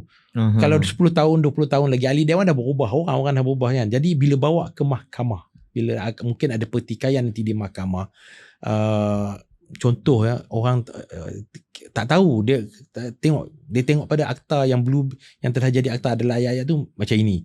Tetapi kalau kita sebut di dalam handset itu, ia boleh menjadi rujukan bahawa ya betul, kita walaupun aktanya macam ini, enactmentnya, tetapi semangat sewaktu enactment ini hendak diluluskan, ianya disebut di dalam Dewan Negeri atau Dewan Rakyat semasa nak luluskan perkara-perkara yang kerana kita kena ingat, kadang-kadang yang jadi enactment atau jadi akta tu yang tertulis, tetapi lepas tu kaedah-kaedahnya diluluskan di peringkat kabinet atau di peringkat pentadbir negeri dalam Exco. So kaedah-kaedah tu kadang berubah-ubah. Kadang-kadang kaedah-kaedah itu pula ditentukan oleh agensi-agensi yang berkenaan. Tetapi kalau kita nak challenge kaedah-kaedah itu, kita rujuk balik handset yang di dalam Dewan Rakyat atau Dewan Negeri sewaktu undang-undang tu diluluskan. Kerana apa ahli dan ni kita kata kadang apa ni buat undang-undang ni, tapi undang-undang ni boleh lulus macam ni nampak macam tak adil. Pasal apa? Bukan kadang undang-undang tak adil, tapi kaedah-kaedah yang telah digubal selepas itu. Kan kaedah tu bukan lulusan dewan, panjang kadang-kadang macam-macam ada kan. Dia punya peraturan yang lain, kaedah yang lain pula. Bukan bawa ke dewan, dia diluluskan di kabinet ataupun di peringkat agensi dia boleh luluskan. Tetapi kalau di challenge kita nak cabar kemudian hari, kadang-kadang bukan zaman ini, 5 tahun akan datang, 10 tahun akan datang, 20 tahun akan datang. Rujuk balik handset. Semangat untuk meluluskan undang-undang tu macam mana? Apa semangat untuk meluluskan undang-undang itu? Ada handset tu penting. Itu so maksudnya handset ni daripada kali pertama dewan ni pernah bersidang dulu memang ada sampai sekarang? Ada kita ada. Memang disimpan. Tapi public tak boleh access lah. Handset ini is kalau untuk Dewan Negeri ni boleh lah, kalau kita nak rujuk is a public document actually. Handset ni public document. Kena minta lah. Maksudnya kalau orang awam nak baca suka-suka, manalah tahu. Kalau ada yang berminat, mungkin ada yang nak buat research dan sebagainya kan, satu-satu dia boleh rujuk pada handset ni. Dia is a public knowledge, is public document. Boleh rujuk, boleh minta pada datang ke Usia Dewan Negeri. Itu ini. Dan yang ketiga ialah berkaitan dengan Perintah-Perintah Tetap Sana. Perintah-Perintah Tetap ini ialah buku sekumpulan undang-undang peraturan-peraturan dan ambil lah. Dia beritahulah macam mana, apa kita nak buat, apa aturan suara mesyuarat, macam mana disusun aturnya, apa peraturan-peraturan untuk tanya soalan, apa peraturan-peraturan berbahas, macam mana peraturan mencelah, kalau kita tubuh jawatan kuasa pilihan khas macam mana. Itu peraturan lah, ada standing order. Dan standing order ni besar bila dalam bahas, walaupun kata peluang waktu itu ialah hak untuk ahli yang berbahas. Ada seorang baik, dia selalu dia kata this is my floor kan. Ini masa saya bahas, dia selalu cakap this is my floor. Dia berhubung. Tapi dan nak mencelah, dia tak nak bagi mencelah. Hak dia untuk tak bagi mencelah. Tetapi Dewan mesti membenarkan apabila seorang ahli lain bangun, dia kata standing order. Dia standing order, dia sebut standing order berapa, selalu speaker dia standing order berapa, perintah tetap berapa, dia sebut apa kesalahan yang dia buat ini. Jadi dia kata okey ini, dan rulingnya akan dibuat oleh speaker sama ada betul atau tidak. Kalau betul, dia kena, dia tegur lah orang yang bahas, dia boleh bercakap lah. Itu penting. Standing order ni peraturan supaya aturan urusan mesyuarat dan juga proceeding dalam Dewan ini dapat berjalan dengan baik. Kalau tak ada, susah lah. Itulah standing ordernya. Jadi dengan ketiga-tiga benda tadi tu, saya rasa selalunya kadang-kadang yang bertengkar dalam Dewan apa semua tu sebab mereka menggunakan benda-benda inilah. Ya. Tok Sri, dari segi secara peribadi, sebenarnya kenapa ahli Dewan yang lain suka mengacau ahli Dewan yang lain sedang berucap? Untuk apa? Untuk apa nak sampai kadang-kadang terjerit-jerit? Nampak kita di luar nampak seolah ini ke material wakil rakyat yang kita pilih. Kita suruh diorang berjuang ataupun memperjuangkan hak kita orang sebagai pengundi ni. Tapi you macam kadang-kadang, sorry to say Tok Sri, kadang-kadang Dewan look like zoo. Kenapa mesti nak bertengkar? Dia macam saya katalah, dia masing-masing dia ada style dia masing-masing. Saya nak komen pun susah juga kan. Tapi kalau dari segi pencelahan yang dibenarkan dalam Dewan, memang kadang-kadang bila seorang tu berhujah, dia berhujah kadang tak ikut fakta, kadang-kadang dia tersasar faktanya, kadang-kadang dia berikan hujah yang tak jelas dan sebagainya. Jadi tentulah ada ahli Dewan, dia mengundang respon daripada ahli Dewan yang lain untuk tanya ke, minta penjelasan atau minta komen atau itulah dia punya ni, ataupun macam saya kata dulu standing order untuk ni kan. Dan caranya dia ada cara tertib kalau ikut standing order dia kan, bangun tempat diri, minta permission daripada speaker boleh tanya dan sebagainya. Tapi kadang-kadang saya selalu cakap in the heat of the moment, kadang-kadang dalam Dewan tu, dan juga mengikut style masing-masing. Dan itulah apa yang jadi kan. Sebab tu speaker dia kat situ, dia menentukan bahawa kita jaga, pastikan yang berhujah tu, masa dia tu dia boleh sampaikan pandangan dia macam betul, mengikut adab dan peraturan yang dibenarkan. Dan orang yang nak mencelah tu pun dia diberikan peluang. Kalau dia nak tanya, kadang-kadang orang yang nak jawab tu dia nak explain lagi kan, dia nak juga. So macam itulah cerita dia. Sebab kadang-kadang dia macam kelakar kan, macam lawak. Okey Datuk Sri, selaku speaker sudah 6 tahun, apa antara keputusan sebagai speaker yang paling sukar Datuk Sri pernah buat? Keputusan yang sukar, yang satu yang saya ingat menjadi sejarah ialah salah satunya pada tahun 2020 masa tu saya baru bulan jadi speaker. Pada ujung tahun tu, yang mana ada usul undi percaya daripada ahli yang mewakili pihak kerajaan sendiri untuk usul undi percaya kepada Yang Amat Berhormat Menteri Besar ketika itu. Itu satu yang sukar, kerana kita tak pernah jadi lagi tempat lain. Saya check dengan orang lain pun, dekat dewan-dewan lain pun yang jadi, dan adalah usul undi percaya atau undi tidak percaya, tetapi membenarkannya. Dan kemudian berlaku pertukaran Menteri Besar pada ketika itu yang kita mengikut tertib dan peraturan yang betul. Tapi Alhamdulillah, saya rasa kematangan Dewan pada ketika itu, Dewan Negeri Perak ni telah melalui pelbagai proses, peristiwa dan juga keadaan yang mematangkan lagi dewan ini, dan ini berlaku dengan secara baik dan tertib pada ketika itulah. Dia sukar kerana kalau ketika itu kalau ada usul undi tidak percaya, dia automatik dia tak payah bawa ke dewan. Pasalnya yang bawa tu orang adun ahli dewan daripada kerajaan. Bila dia kata ada undi tidak percaya, maknanya ada ahli dewan kerajaan yang tak percaya sendiri kepada pihak kerajaan. Dia boleh meruntuhkan satu-satu kerajaan tu lah, kan. Tapi dia bawa usul undi percaya. Percaya. Itu kena dilihat daripada segi undi percaya untuk tidak percaya sebenarnya. Usul undi percaya untuk mengukuhkan kedudukan yang Menteri Besar ketika itu. Tapi dia jadi lain lepas tu. Dia lebih banyak yang tidak percaya. Cukup undi percaya. Inilah seninya politik. Itu seni politik. Itu very interesting lah. Saya rasa pengalaman yang tak dapat lah yang lain kan. It's very interesting. Yeah. Banyak pengalaman Datuk Seri, daripada jadi adun, daripada jadi esko hinggalah ke speaker. Rasanya azab juga jaga speaker ni Datuk Seri kan. Jaga dewan. Jaga dewan ni. Dia alhamdulillah lah, peluang tu saya I enjoy lah. Ada 59 kepala dalam tu yang to be frank, saya so far saya enjoy jugalah. Enjoy very much lah. Saya suka lah. Baik Datuk Seri, kita sedar tak sedar sebenarnya kita dah hampir sejam lebih sedikit. Kita berbual apa semua ni.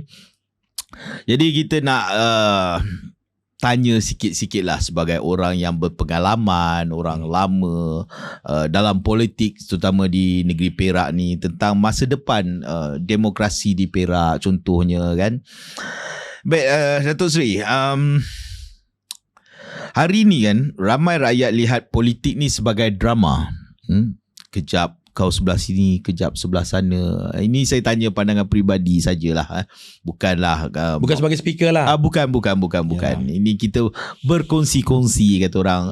Saya mengutip pengalaman-pengalaman yang ada daripada Datuk Seri, mungkin untuk jadi panduan saya, untuk jadi panduan rakan-rakan di luar, pendengar-pendengar di luar kan. Sebab kita nak dapat bercakap dengan tokoh-tokoh hebat macam ni kadang-kadang sangat terhad, tapi mungkin peluang ini boleh digunakan. Sebenarnya apabila ramai orang melihat politik ni sebagai satu pentas atau drama politik, dia tidak lagi membawa suara rakyat, tetapi lebih kepada untuk keselesaan masing-masing. Bagaimana kita nak pulihkan sebenarnya keyakinan bahawa orang-orang di dalam dewan ini adalah tempat untuk membuat solusi, bukan lagi untuk tempat mereka berdrama? Saya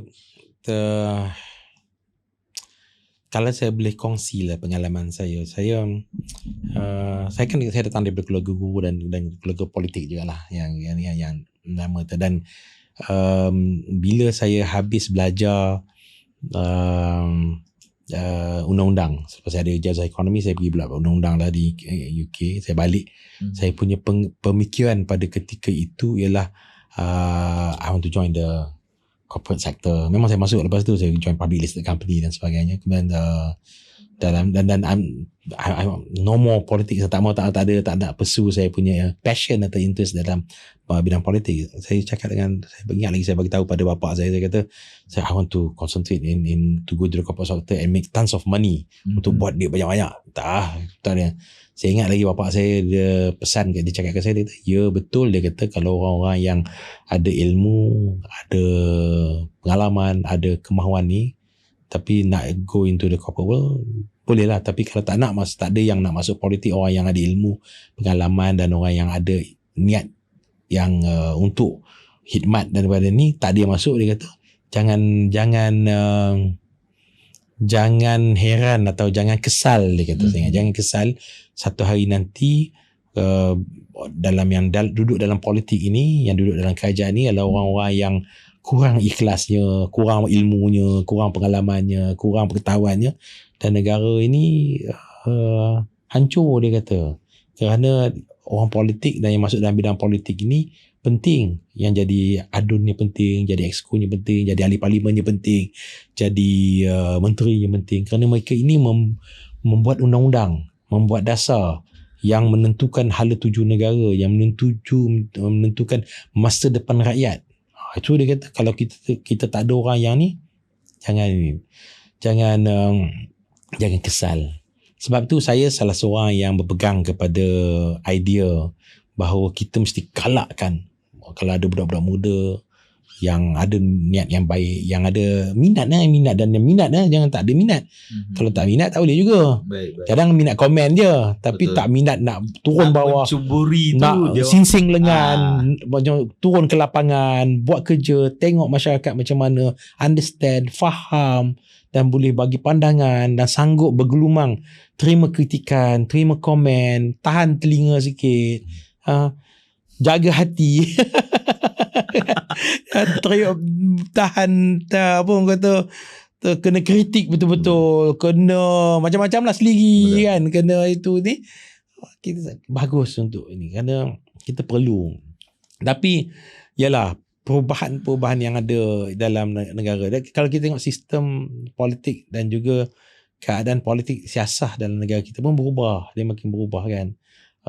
Kadang-kadang tuntutan daripada rakyat pun makin berpengetahuan, tak macam kita baru merdeka dulu. Sekarang ni rakyat makin yang pergi universiti, yang ada pendidikan, yang ada kesedaran, yang ada pengetahuan pun banyak. Kalau kita cakap bohong kita ni, dia Google je.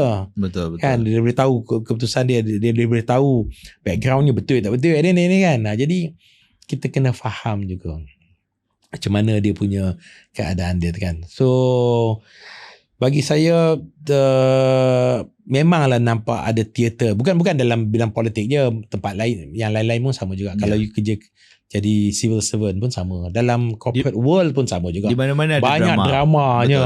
Betul. Cuma politik ini dia more exciting pasal dia public interest kan. Banyak jadi dia punya airtime, kalau saya boleh sebut airtime lah contoh kan. Yang banyak orang suka dengar kan. Dan suka ni, itulah dia punya pandangan dia. Sebab dia macam gosip lah Tok Sri kan. Selain daripada gosip artis ni, gosip orang politik lah yang kita suka tengok kan. Dan kalau macam kita nak jadi doktor, kita kena belajar jadi doktor kan, kena pergi buat kursus perubatan. Nak jadi engineer, nak buat jambatan, kita kena belajar jadi engineering sebagainya. So entrance kepada untuk jadi engineer, entrance untuk jadi doktor tu dia tinggi dan juga profession lain. Tapi entrance into industri politik, kalau industri lah sebut dalam atau career politik ini rendah. Ada orang yang ada PhD, ada orang yang tak ada ini, so beza. So entry into politics ni dia threshold dia rendah. Cuma lepas itu dia dinilai oleh rakyat dan umum lah kan. Itulah. Jadi sebab tu colourful lah. Banyak lah orang ni kan. Tapi itu ya Tok Sri, sebab bila Tok Sri sebut pasal entrance tadi tu, ada yang tinggi, ada yang rendah. Okay. Kadang-kadang bila nasib yang tak baik, yang rendah-rendah ni pula yang akan jadi pembuat dasar. Ya. Maaf cakap lah Tok Sri kan, kadang-kadang bukan saya nak underestimate, nak kata yang kurang ni tak melihat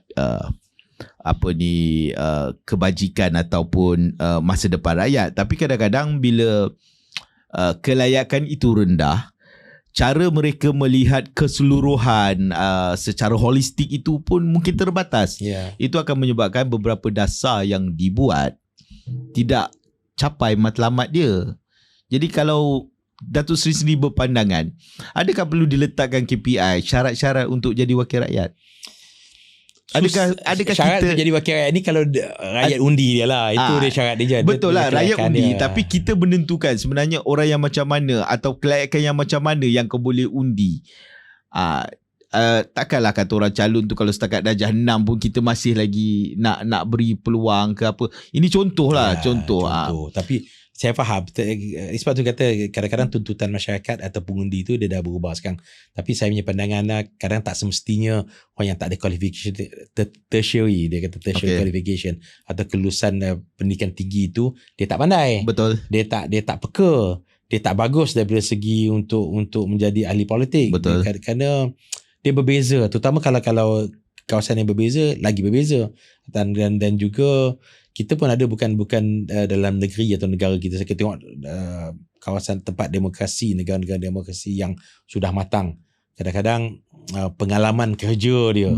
Kita ada contoh di United Kingdom, Britain, ada juga dulu Perdana Menteri yang tak pergi universiti pun, tapi dia bekerja dalam bank contoh dia, dan pengalaman dia sebagai dalam banking, dia boleh, dia ada pengalaman, sense, dia ada sense, dia ada pengalaman. Contoh mungkin juga dia tak ada ni, tapi dia pernah berkhidmat sebagai tentera, dalam tentera, so dia punya exposure dia dan di dalam kerjaya dia tu membolehkan dia untuk memahami sistem, memahami proses dan sebagainya. Itu kita, sebab tu kalau kita dia macam kerja lain politik ni nak kena ada at least ada degree, atau dia tak betul, tak boleh.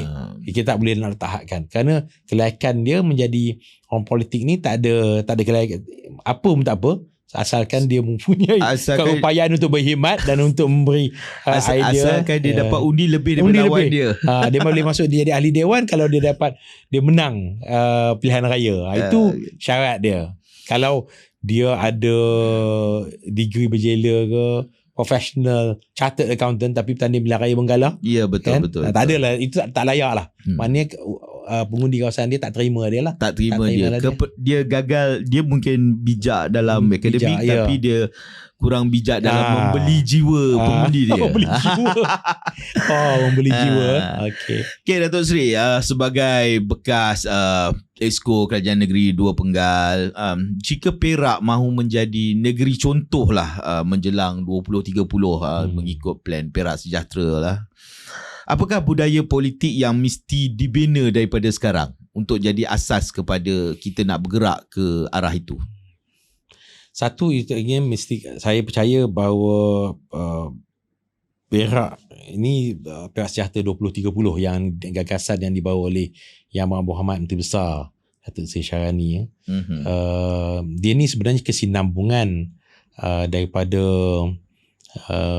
dia bukan adanya itu in isolation atau terasing, tapi saya percaya dia yang kesinambungan daripada dulu yang dibawa oleh Yang Amat Berhormat Datuk Seri Sambil Perak Aman Jaya, kemudian disambung dan sebagainya. Dia ada continuity, ada kesinambungan yang dibawa tu cantiknya negeri Perak ni. Macam Malaysia lah, kita daripada dulu, terutama daripada tahun 1970 kita ni duduk dalam plan ekonomi yang terancang. Ada rancangan Malaysia ke-5, rancangan Malaysia ke-10, rancangan Malaysia ke-10 tahun dan sebagainya. Seperti juga kita dekat negeri ni, kita ada Perak Aman Jaya dan kita ada Perak Sejahtera. Complete master plan-nya. Ada master plan, ada hala tuju yang betul, ada blueprint-nya. Kita tahu apa kita nak buat. Apa yang kita ada macam hari ni yang dibawa. Itu daripada segi perancangan pembangunan negeri, daripada segi pembangunan ekonomi, pembangunan sosial, digandingkan dengan suasana politik. Yang penting saya rasa kita mesti ada kestabilan politik dan kematangan politik. Itu penting. Kerana kalau tak ada itu, dia jadi politik cacah marba. Masuk tak tentu hala, main ikut suka, tak tahu peraturan. Politik, kalau orang Perak dia kata politik apa tak hair lah. Apa tak hair lah politik, apa tak hair. Dia main hentam kromo je, apa tak hair. Apa tak hair kan. Jadi huru-hara lah kita. Jadi apa kerja baik yang kita dah buat selama bertahun ini, selama sedekad ini, dia atau sebelum dia berdekad-dekad yang kita dapat semenjak mereka sebelum itu, kita ada menteri besar yang lain, Tan Sri Tajur, sebelum itu Tun Ramli dan sebagainya. Kita tengok maknanya kesinambungan itu baik dan asas yang telah diletak dalam negeri ini, kalau kita gandingkan dengan politik matang yang membawa kestabilan dalam suasana politik itu, supaya dasar-dasar yang baik boleh dilaksanakan dengan sempurna. Terutama sekarang dalam keadaan geopolitik antarabangsa yang tak menentu ni kan, kita memerlukan a steady hand untuk navigate, untuk memacu. Dan memandu dan Yang Amat Berhormat Cikgu Syarani, Datuk Seri Syarani, dia memang kita tengok steady hand kan. Orang lama steady, banyak pengalaman melalui banyak zaman daripada Menteri Besar dulu. Dan cikgu dari segi memandu ke negeri ini memang bersedialah untuk kepada sebuah negeri yang bukan saja maju, tapi negeri yang sejahtera dan membawa kebajikan kepada rakyat pada tahun 2030. I think we are in good hands, in good pair of hands. Dan Cikgu Syahrini, ini bukan krisis pada masa jadi Menteri Besar, ni bukan ini je. Masa pandemik, iaitu COVID, dah diuji kepimpinan beliau, dah diuji kan. Dan untuk negeri Perak ni nampak steady kan. Betul. Dan bila keluar, tahu apa letak prioritinya. Dia berjaya menangani terutama sekali pandemik COVID waktu tu. Untuk negeri Perak ialah dia buka kan pusat gelandangan. Betul banyak. So lagi satu, Menteri Besar Perak sekarang ni, Datuk Syarani ni, kita lihat dia tidak melayan sangat sebenarnya politik-politik yang pendekatan-pendekatan politik yang cuba ganggu kerja dia. Dia hanya fokus kepada apa yang dia nak buat dan dia bergerak. So itu saya rasa satu benda yang baik lah. Dan kematangan politik yang kita tengok dekat Datuk Seri Syarani ni, kita tengok adun-adun semua dia tahu pasal adun kita kita hormat kerana mendapat mandat daripada rakyat. Semua adun pusat khidmatnya dibela dan dijaga. Semua dapat peruntukan RM10,000 sebulan untuk jaga, untuk proses, untuk tak kira dia untuk kerajaan, tak kira kerajaan atau pembangkang. Semua adun dapat. Kan? Duduk dalam mesyuarat tindakan daerah. Semua duduk dalam mesyuarat tindakan daerah. Jadi boleh bantu. Jadi ada isu-isu yang selalu berkaitan tempatan, di peringkat tempatan, di peringkat daerah, di peringkat kampung, boleh dibangkitkan dia. Tak payah bawa ke Dewan. Dewan ni dibawa yang dasar peringkat negeri, peringkat nasional dan sebagainya. Itu nampak ke politik kematangan yang dibagi. Peruntukan semua kawasan yang ini semua dapat yang diberikan sama rata. Yang ni dia kalau ada kurang boleh minta mohon. Dah ada meritnya, dia tak ada kata tak ni kawasan pembangkang tak ada. So kita tengok ini satu pendekatan politik yang baik, politik kematangan yang baik. Dan saya setuju ayat Datuk tadi tu. Dia menghormati pengundi. Betul. Maksudnya you dah pilih yang ini. Okey, mungkin bukan daripada parti dia pun. Betul. Tapi sebagai menghormati pengundi di dalam kawasan tersebut, you dapat. Betul. Sama. Betul. Kita tengoklah dengan mana kita saksikan sendiri kan. Ada pembangkang yang tulis dia saya nak untuk surau saya, untuk masjid saya dan sebagainya, bocor untuk pertama hantar kepada ni. Lagi banyak dapat daripada kawasan yang kerajaan ni.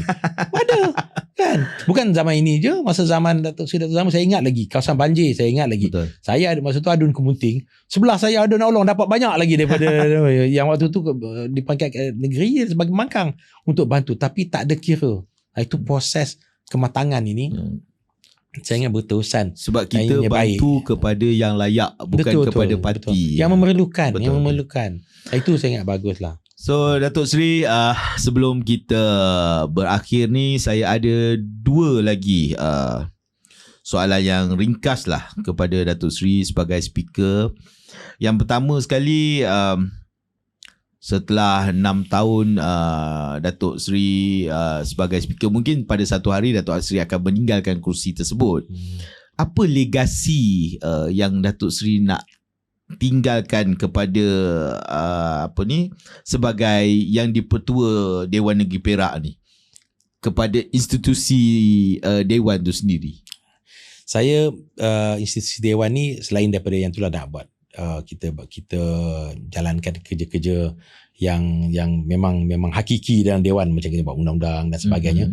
Satu, saya punya yang saya hasrat saya lah, supaya institusi Dewan Negeri Perak ini dia mesra rakyat. Dia accessible to the public. Dia bukan satu perkara yang dianggap sebagai satu yang asing, satu yang jauh daripada orang, yang ditengok sebagai satu institusi. Kalau kan universiti orang tu Menara Gading tinggi kan, atau Dewan ni satu benda yang keramat, yang tak boleh disentuh, tak boleh tak. Kalau boleh saya nak rakyat datang. Sebab tu kita punya polisi kita galakkan. Kita bukan sebab tu sidang Dewan saja, seluar sidang Dewan, pelajar sekolah, budak sekolah, budak universiti, NGO, geng-geng pencen, siapa pun datang, minta nak datang, kita datang tengok dewan, masuk dalam dewan, duduk dalam itu, rasa macam mana, dan kita makan kedai, kita explain, kita ceritakan pada dia. Kita pun ada portal Dewan Negeri yang kita dah kita bangunkan supaya orang boleh akses ni, tengok apa enactment yang dah diluluskan, apa keputusan-keputusan yang ada dalam dewan yang kita buat, boleh akses ya.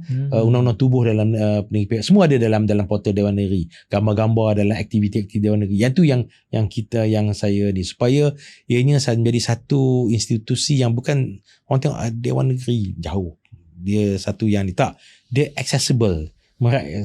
Salah satu konsep merakyatkan Dewan Negeri, itu satu.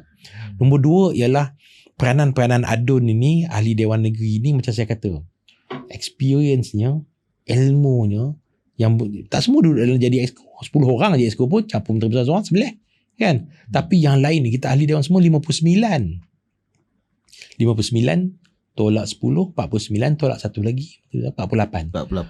Pengalamannya banyak. Keluarga garap sekali yang jadi engineer, accountant, lawyer, IT specialist, ahli pertanian, penggiat seni, cikgu, guru, graduate, pensyarah universiti, sebagainya, macam-macam ni. More than 200 years of experience yang ada. So kita nak bagi saya, rugi untuk negeri, rugi untuk masyarakat, rugi untuk rakyat kalau kita biarkan pengalaman ni dia mungkin tak boleh duduk dalam sebagai pentadbir negeri kerajaan. Kita dewan ni kita perkenalkan jawatan kuasa pilihan khas yang ahli dewan ni duduk. Baru ni di sana dewan yang baru ini yang 2 minggu sudah yang kita habis ni, ada 4 jawatan kuasa pilihan khas yang ditubuhkan selain dari jawatan kuasa pemilih yang lantik ni lah, iaitu yang dipersetujui oleh eksekutif. Kita bincang dengan eksekutif, dengan Yang Amat Menteri Besar, yang memang Yang Amat Menteri Besar ni memang reformis, memang seorang yang faham bahawa pembangunan politik ini mesti selari dengan pembangunan ekonomi dan pihak sejahtera 2030 supaya dia boleh bantu untuk lonjak negeri ini. Sebab itu ada 4 pilihan jawatan kuasa pilihan khas yang baru tubuhkan, selain daripada dulu ada jawatan haiwan berkeliaran lah, pasal inilah sebagainya. Yang ini kita ada, iaitu satunya masyarakat menua, aging society, special select committee yang dianggoti oleh adun-adun. Kemudian kita ada urban poverty, iaitu miskin bandar, penting kan. Kemudian kita ada smart city, bandar pintar yang ada jawatan kuasa pilihan khas yang adun-adun ni akan duduk sendiri dia jadi ni.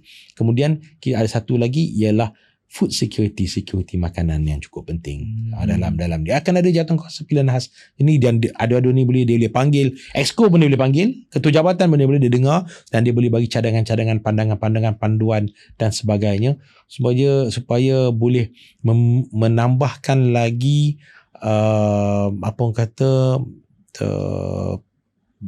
hasrat supaya negeri ini dapat dibangunkan dengan idea-idea yang bernas daripada semua pihak, terutama daripada pihak adun dan sebagainya. So accessibility, merakyatkan institusi dewan. Keduanya iaitu memberi peluang lebih lagi kepada ahli dewan, bukan saja memberi untuk bagi pandangan dan dewan saja, tetapi juga terlibat secara langsung dalam memberikan dan komen dan untuk membangunkan negeri melalui jawatan kuasa pilihan khas. Itu saya ingat kalau antara legacy lah kalau nak tinggalkan supaya Dewan Negeri itu ya.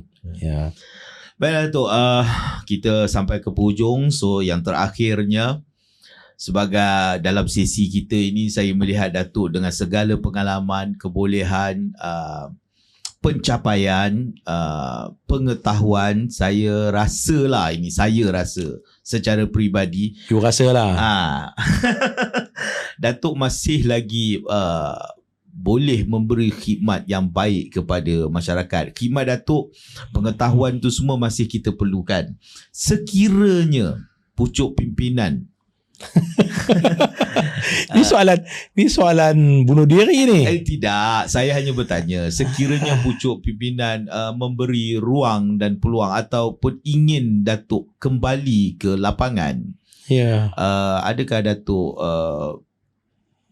bersedia ataupun akan akur dengan kita sebagai partimen ni, selalunya kita SYMP Datuk, saya menurut perintah.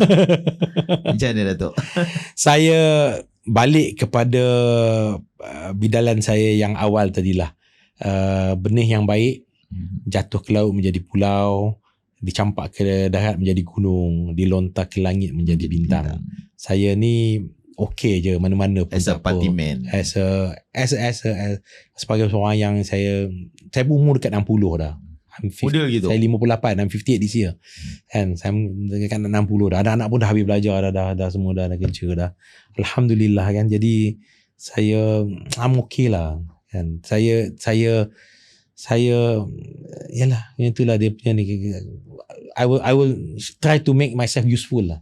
In whatever capacity, dalam apa-apa capacity dan posisi yang saya okay. Ya, daripada jadi speaker pun seronok juga. Daripada seronok megang ulu kapak sampailah jadi sedap pintu. Okey. Tak ada masalah. Okey, baiklah Datuk Sri. Begitulah kepada pendengar-pendengar podcast Kita Gegar.